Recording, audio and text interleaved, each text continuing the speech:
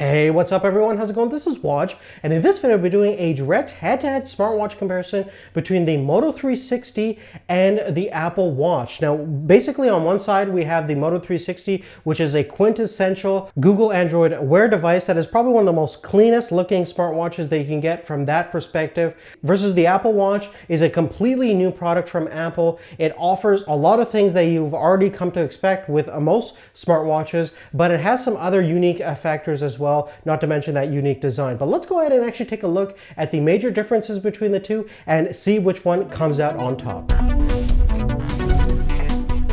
Now, in terms of the design, you can see that the Moto 360 and the Apple Watch are completely different in terms of their design philosophy. We basically have the Moto 360, which follows a more circular, traditional looking watch design, versus the Apple Watch employs a more boxier configuration that certainly suits its operating system quite well. Now, in terms of the actual size difference, the Moto 360 measures about 46 millimeters in terms of its diameter, versus our 38 millimeter of the Apple Watch Sport Edition measures about 38.6 millimeters by 33.3 millimeters. So a little bit more compact than the Moto 360, and in terms of thickness, it's also slightly thinner as well. Furthermore, in terms of weight, the Moto 360 is extremely light, measuring only about 49 grams with the included strap, versus our 38 millimeter of the Apple Watch Sport has a combined weight of 72 grams with the included sport strap. Now, the build quality on the Apple Watch is certainly one of the things that you pay for. It comes in, obviously, the anodized aluminum that you could see on the sports watch. You can also get in stainless steel, as well as 18 karat gold if you have $15,000 lying around. Now, even though it might not be as refined as the Apple Watch, the Moto 360 is still made with high-quality aluminum alloys, and even has a beveled glass face using Gorilla Glass 3 technology. Interestingly, both smartwatches are water-resistant. Specifically, the Moto 360 is IP67 rated, both for water and dust, and based on our tests, the Apple Watch is fairly resistant to water for even a pretty significant time period, so no problem in using these things in wet conditions, even if you're going to fully submerge them temporarily. Now, let's talk straps. Now, the Apple Watch comes with a whole bunch of different strap options, and it has a really cool way where you can swap out different straps using its custom magnetic latch system, which is extremely easy to use as well. The only problem is that the straps themselves are fairly expensive, especially if you're going to take a look at some of the more premium options. Now, the Moto 360 has a couple of different strap options from Motorola themselves, but because it's been around for a while, there's actually a whole bunch of different third-party manufacturers making straps for it that makes it really quite customizable and has a ton of great options. You can check in the description down below.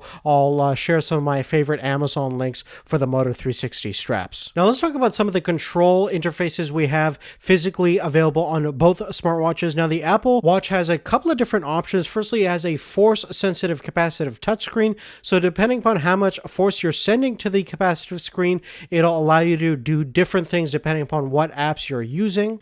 Moreover, on the side, we have the digital crown, which is a little dial that acts as a input and a navigation device, and it does a great job of basically changing fine little details and controlling different menu interfaces, and a really great addition to this watch. And right underneath that, we have a button that will pull up your favorite contacts. By contrast, the Moto 360 is actually fairly simple. You basically have a capacitive touchscreen, which doesn't have as many points as I would like. It's sometimes a little bit finicky and has a hard time recognizing your touch commands at times. But apart from that, we do have a large button on the side of the Moto 360, which primarily serves as your power standby switch. Now, furthermore, we also do have microphones on both these two smartwatches because you can enable voice commands. We obviously have a Siri voice command system on the Apple Watch. It doesn't work quite as well as on the iPhone, but it works nonetheless for basic commands. On the Moto 360, we basically are using the OK Google system for Android Wear, which works really quite well. I had no problems with voice recognition errors, and it's a fairly comprehensive Google search tool as well. Now let's move on and talk about the displays we have on both of these two devices. Now, starting with the Moto 360, we have a 1.56-inch circular display that has a native resolution of 320 by 290, giving it a PPI about 205. It's using LCD-based technology, so the black levels aren't the great, but it's fairly bright in outdoor conditions. Now, on the Apple side, we're using a Retina display, AMOLED display, so great black levels and fairly good in terms of brightness as well. And our 38mm version of the Apple Watch has a native resolution of 340 by 272, giving it a PPI count of 290. So one thing for sure is that the resolution on the Moto 360 isn't the best. It's fairly low, and you can certainly see some pixels when you're looking at the watch face close up, versus the Apple Watch has none of those apparent issues. It's really quite a beautiful, flawless display.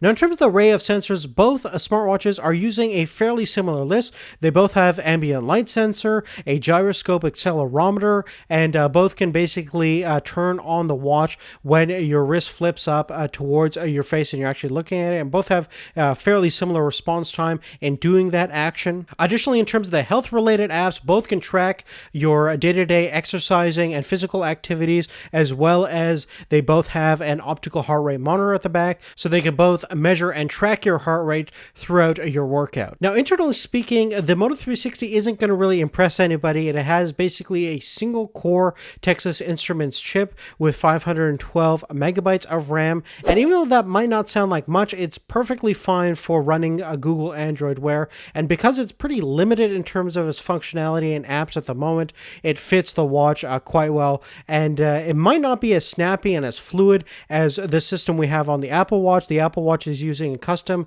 S1 processor. It has a very powerful PowerVR GPU and 8 gigabytes of internal memory, so plenty of space for all the different apps that you're going to be loading on to the device. And one thing is for sure, because the Watch OS on the Apple Watch side is a lot more graphically intensive, it's a lot more rich in terms of its user interface and profiles, you're going to experience a pretty different sensation when using that compared to Google Android Wear, which is mostly a conduit to your smartphone.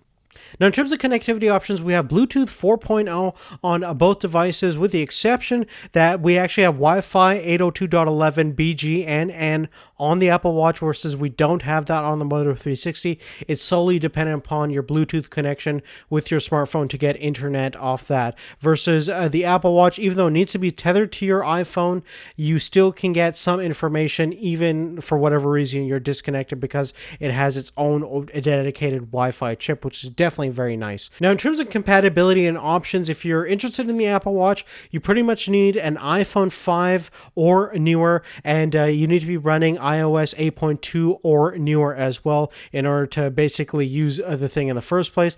Versus the Moto 360 is a lot more compatible. You can basically use it with a lot of different Android products. Anything that is compatible with Android Wear will be compatible with the Moto 360, so that's hundreds, if not thousands, of smartphones out there. So definitely a much more open platform, which is nice to see.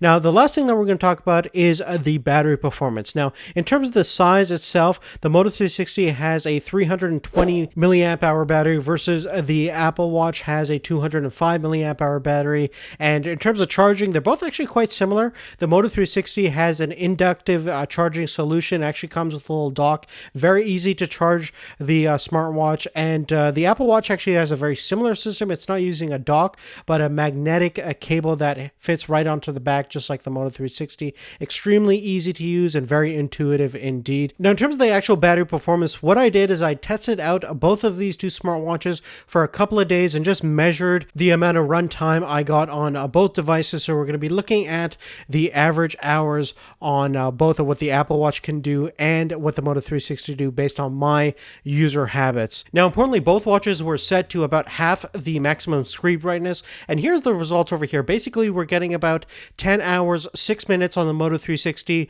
and the Apple Watch gets about 10 hours, 18 minutes on average. So they're pretty much identical in terms of the usage. The Apple Watch will probably get you better battery life if you do use the reservation power setting on the watch itself, which will probably get you another 2 or 3 hours depending upon how many notifications you get and things like that. But generally speaking, both are capable of giving you all day performance, but you're definitely going to have to charge them every night in order to use them properly. Now, last, in terms of the price point, basically the Moto 360 ranges from around $250 to about $200 depending upon sales and things like that, versus our Apple Watch Sport, which is the cheapest version of the Apple Watch, goes for around $350 USD. And if you want some of the other models, pretty much everything goes up to there, up to like $17,000, which is pretty crazy for a smartwatch. But of course, you're paying for the jewelry aspect more than anything else. Internally, it's identical to the Apple Watch Sport that we have over here. But really, the one that you're going to select will be highly dependent upon your personal needs